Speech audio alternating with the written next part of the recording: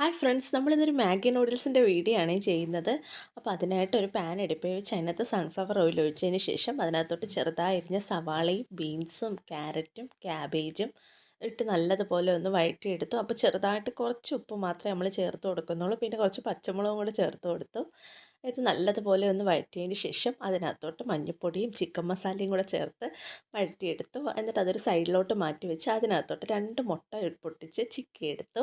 എന്നിട്ട് ഈ മസാലയായിട്ട് അത് നല്ലതുപോലെ ഒന്ന് യോജിപ്പിച്ചതിന് ശേഷം ഒരു പാത്രത്തിലോട്ട് മാറ്റി വെച്ചു. എന്നിട്ട് അതേ പാനിൽ തന്നെ ഈ മാഗി വേവാനായിട്ട് നമ്മൾ കുറച്ച് വെള്ളം ഒഴിച്ച് മാഗിക്കകത്തുള്ള ആ മസാലയും കൂടെ ചേർത്ത് കൊടുത്തു. എന്നിട്ട് മാഗി ഇങ്ങനെ ചെറുതായിട്ട് കട്ട് ചെയ്ത് അതിനകത്തോട്ടിട്ട് വേവിച്ചെടുത്തു.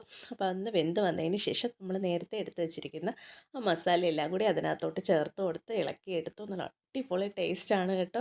ഒരു പ്രാവശ്യമെങ്കിലും ഇങ്ങനെ ഒന്ന് ഉണ്ടാക്കി നോക്കണം. അപ്പോൾ ഇത്രയേ ഉള്ളൂ ഇന്നത്തെ വീഡിയോ. അടുത്ത വീഡിയോ കാണുന്നവരെ tata bye bye, see U.